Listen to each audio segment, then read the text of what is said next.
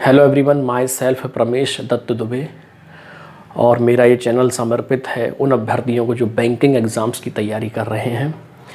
Banking exams में financial and banking awareness एक बहुत ही महत्वपूर्ण पार्ट है और आपके आगामी सभी एग्ज़ाम्स में आप फाइनेंशियल एंड बैंकिंग अवेयरनेस से संबंधित सभी क्वेश्चन 100% अटैम्प्ट कर फुल मार्क्स प्राप्त करें।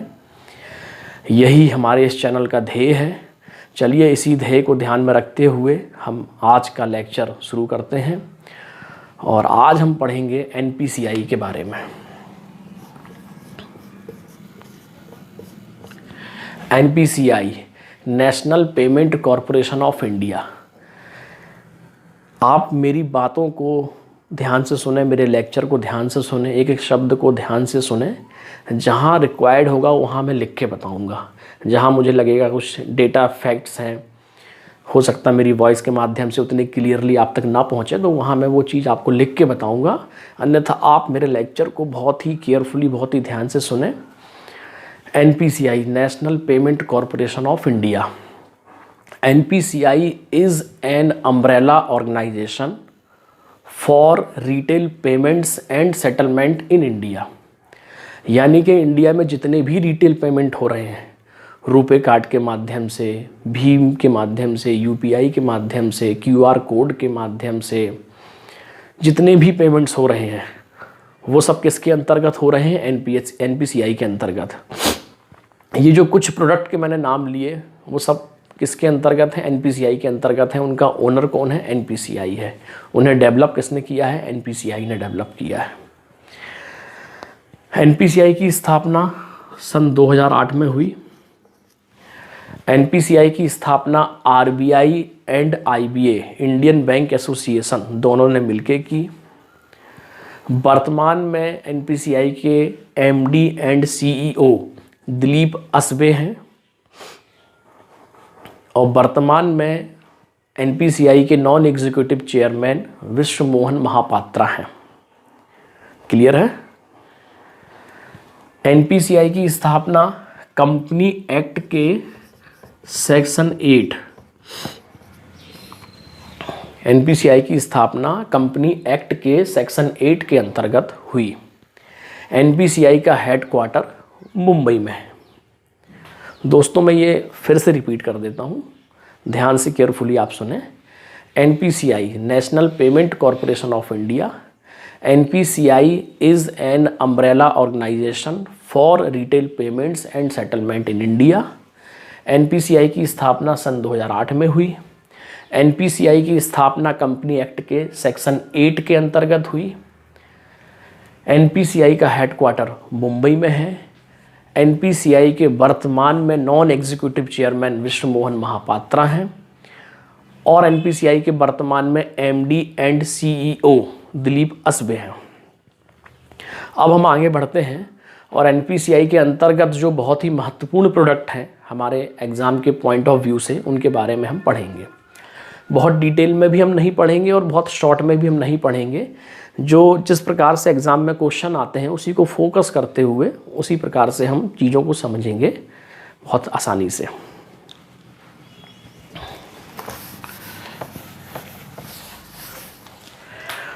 पहला प्रोडक्ट है बहुत ही महत्वपूर्ण, बहुत ही आप लोग सुनते होंगे, आजकल उपयोग भी करते होंगे, यूपीआई। यूपीआई आईडी के माध्यम से पेमेंट, यूपीआई आईडी के माध्यम से पेमेंट रिसीव करना अभी काफ़ी कॉमन हो गया है। गूगल पे, फ़ोन पे, पेटीएम, जब आप इसको अपने मोबाइल में इंस्टॉल करते हैं, क्रिएट करते हैं अपनी आईडी, तो आपकी ऑटोमेटिक एक यूपीआई आईडी भी क्रिएट हो जाती है। सारे ट्रांजैक्शन यूपीआई आईडी के माध्यम से ही होते हैं। यूपीआई की स्थापना 11 अप्रैल 2016 को हुई। यूपीआई का फुल फॉर्म है unified payment interface. Unified payment interface, इसकी स्थापना 11 अप्रैल 2016 को हुई। यूपीआई रेफरेंस नंबर, एक बहुत ही क्वेश्चन एग्जाम में के पॉइंट ऑफ व्यू से बहुत महत्वपूर्ण कि यूपीआई रेफरेंस नंबर कितने डिजिट का होता है, तो आप याद रखेंगे 12 digit. 12 numerical digit, UPI reference 12 numerical digit का होता है। कई एग्जाम्स में ये क्वेश्चन आया है, महत्वपूर्ण है। 12 digit UPI reference number. UPI की लिमिट्स भी बहुत महत्वपूर्ण है एग्ज़ाम के हिसाब से। तो यूपीआई में आप 10 ट्रांजैक्शन पर डे कर सकते हैं। मिनिमम अमाउंट 1 रुपये, मैक्सिमम अमाउंट 1 लाख रुपए पर ट्रांजैक्शन। मिनिमम लिमिट जो है पर ट्रांजैक्शन की वो 1 रुपये है, मैक्सिमम 1 लाख रुपए है, और पर डे की जो लिमिट है मैक्सिमम वो भी 1 लाख रुपए है। पर डे की लिमिट 1 लाख रुपए है। तो ये विशेष आप ध्यान रखेंगे यूपीआई के बारे में। यूपीआई के अंतर्गत एक बहुत ही महत्वपूर्ण फैक्टर है वीपीए। जब आप यूपीआई आईडी बनाते हैं तो आपका एक वीपीए जनरेट हो जाता है। वीपीए का फुल फॉर्म है virtual payment address. Virtual payment address, एक एड्रेस क्रिएट हो जाता है, उस एड्रेस पे पैसे भेजना लेना, इसी को कहते हैं यूपीआई आईडी के माध्यम से पैसे पेमेंट करना और रिसीव करना। वर्चुअल पेमेंट एड्रेस वीपीए, ध्यान रखेंगे आप लोग। आगे बढ़ते हैं। सेकंड इसका बहुत ही महत्वपूर्ण प्रोडक्ट है एईपीएस। एईपीएस आधार एनेबल्ड पेमेंट सिस्टम। आधार एनेबल्ड पेमेंट सिस्टम। कई सारे बैंक्स आजकल बीसी नियुक्त कर रहे हैं, बिजनेस करस्पॉन्डेंस, बीसीज बिजनेस करस्पॉन्डेंस। तो बिजनेस करस्पॉन्डेंस, वीएलई, ग्राहक सेवा केंद्र आप सुनते होंगे, वो सब किसके माध्यम से पेमेंट करते हैं पब्लिक को? एईपीएस, आधार एनेबल्ड पेमेंट सिस्टम। आधार एनेबल्ड पेमेंट सिस्टम की स्थापना 28/1/2009 को हुई।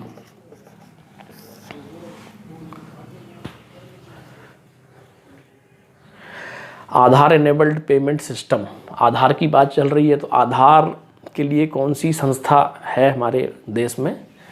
UIDAI।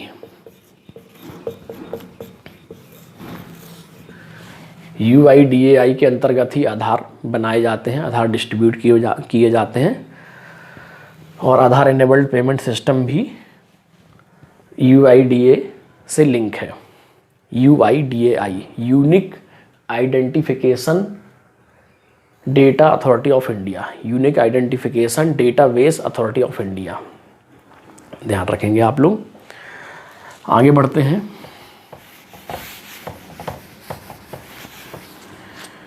भीम,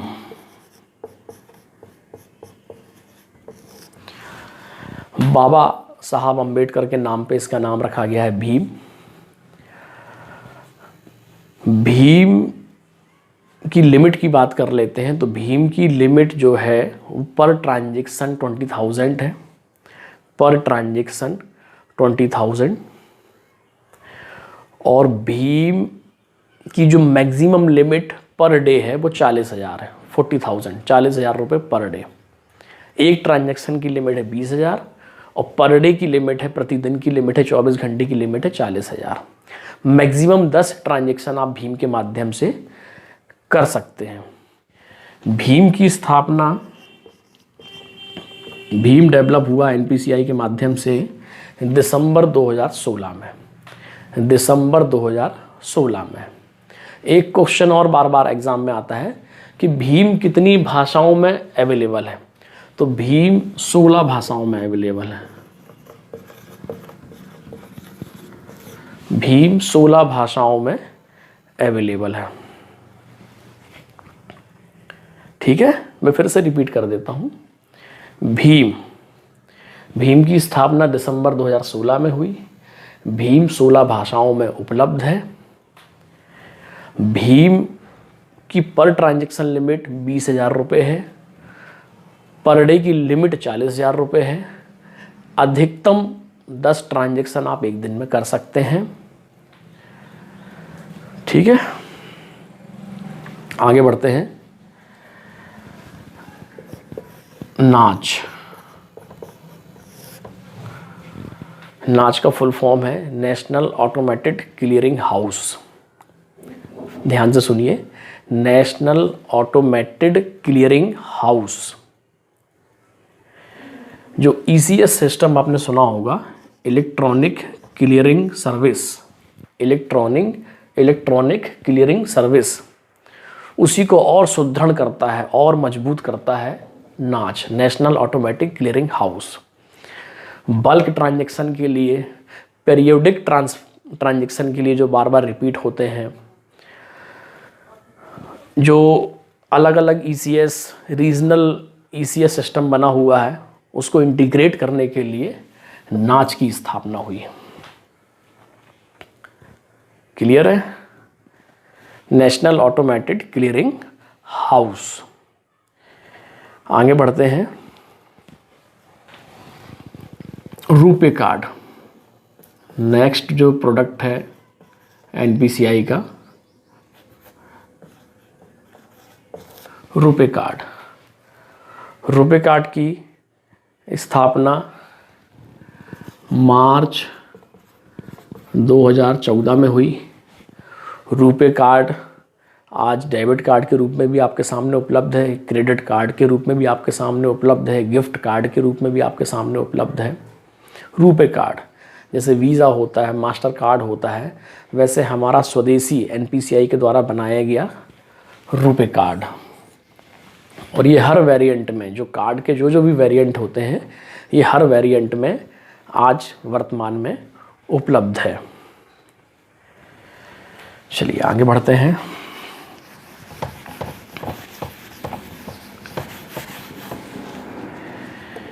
NUUP, पहले इसका फुल फॉर्म जान लेते हैं। National unified USSD platform, national unified USSD platform. अब USSD क्या है? USSD unstructured supplementary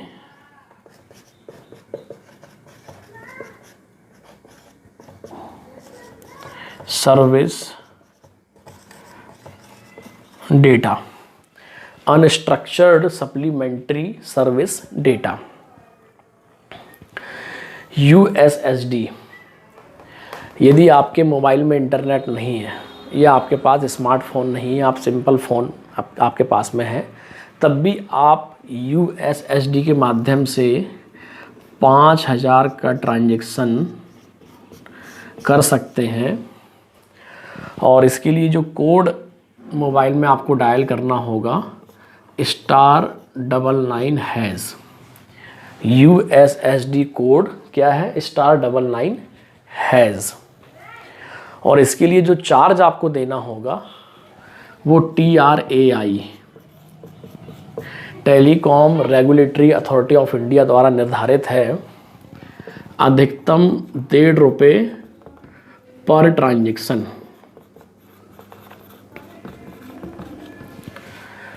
telecom regulatory authority of India द्वारा USSD उपयोग करने पर, USSD कोड *99# का उपयोग करने पर जो मैक्सिमम चार्जेस हैं वो ₹1.5 पर ट्रांजैक्शन है। उसके बाद फिर बैंक अपने अपने हिसाब से चार्जेस रख सकते हैं, लेकिन मैक्सिमम TRAI के हिसाब से ₹1.5 पर transaction.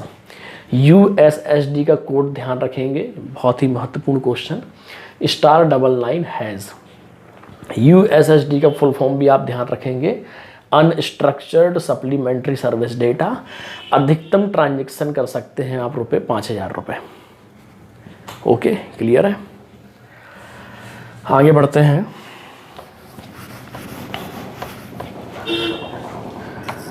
Curie service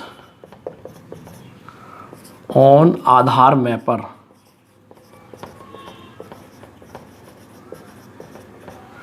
Curie service on Aadhaar mapper.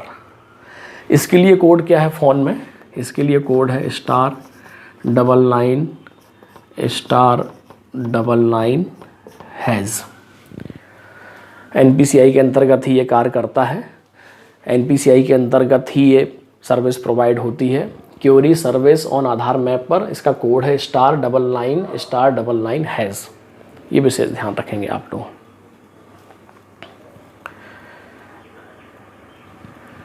आगे बढ़ते हैं। अगला प्रोडक्ट है NPCI का CTS।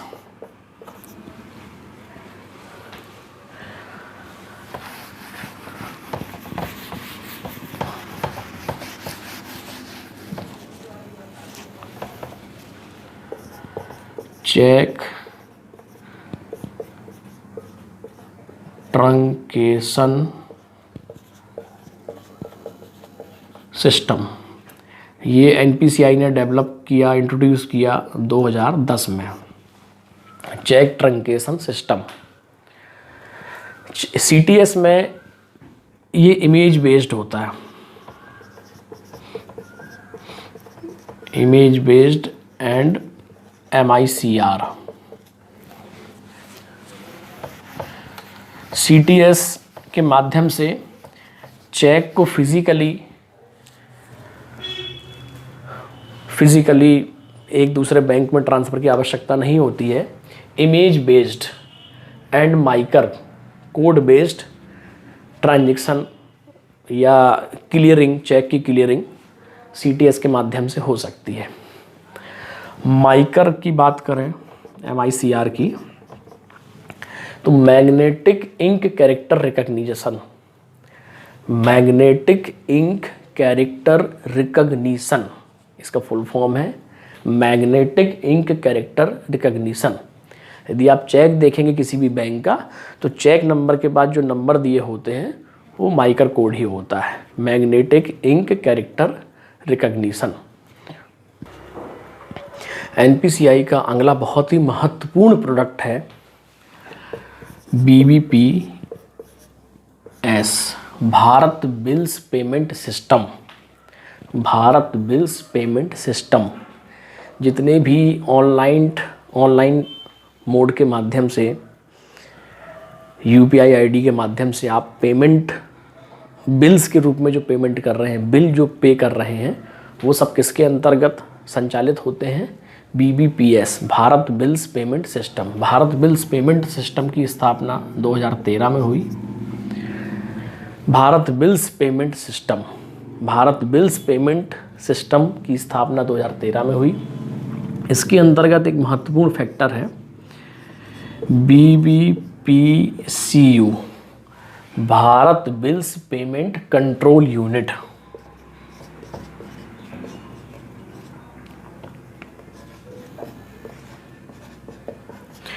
Bharat Bills payment control unit BBPCU जो भी बिल को पेड करने से संबंधित, बिल को रिसीव करने से संबंधित जो भी ट्रांजैक्शन होते हैं वो किसके माध्यम से कंट्रोल होते हैं?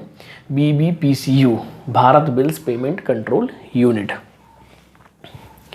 आगे बढ़ते हैं। एक और महत्वपूर्ण प्रोडक्ट है NPCI का IMPS, इमीडिएट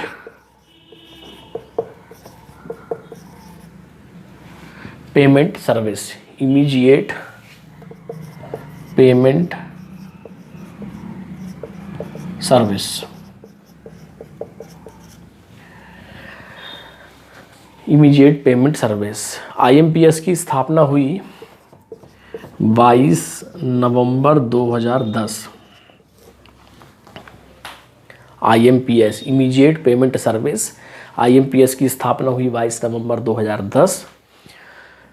ये रियल टाइम पे काम करता है। रियल टाइम से मतलब कि तुरंत, मतलब आपने आज यहाँ अभी ओके किया और वहाँ पैसा पहुँच गया। रियल टाइम बेसिस पे काम करता है IMPS, इमीडिएट पेमेंट सर्विस। इसकी स्थापना हुई, इसको डेवलप किया NPCI ने 22 नवंबर 2010। NFS, नेशनल, अगला प्रोडक्ट है NPCI का NFS, national financial switch, national financial switch, जितना भी जो एटीएम का नेटवर्क है उसे कौन कंट्रोल कर रहा है, कौन उसे रेगुलेट कर रहा है? NFS, national financial switch.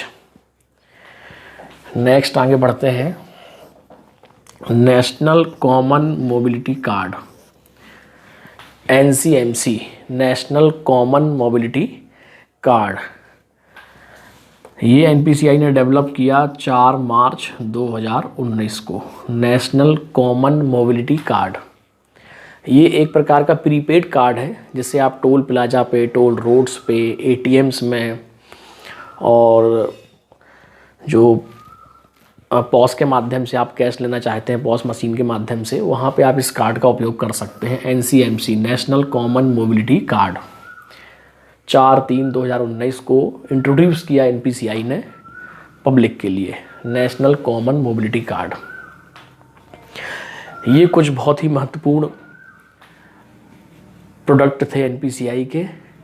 इनके बारे में हम आगे भी पढ़ते रहेंगे। इनके बारे में जो भी अपडेट्स मुझे प्राप्त होंगे, जो भी जानकारी प्राप्त होगी, मैं आगे भी बताता रहूँगा, इसलिए चिंता ना करें। कई बार ये रिपीट होंगे और हमारे चैनल को आप लगातार देखते रहें। इसी प्रकार की उपयोगी जानकारी मैं आपके सामने लाता रहूँगा ताकि आप अपने एग्ज़ाम में 100% बैंकिंग एंड फाइनेंशियल अवेयरनेस के क्वेश्चन को अटैम्प्ट कर, सही अटैम्प्ट कर फुल मार्क्स प्राप्त करें। और भी आगे इंटरेस्टिंग टॉपिक में हम वीडियो बनाएंगे। मेरी कोशिश होगी कि मैं पर डे एक वीडियो अपलोड कर पाऊँ। प्लीज़ मेरे चैनल को सब्सक्राइब करें, बेल आइकॉन को दबा दें ताकि आपको नोटिफिकेशन मिलता रहे अगले वीडियो का। प्लीज़ लाइक करें और शेयर करें हमारे चैनल को। Thank you.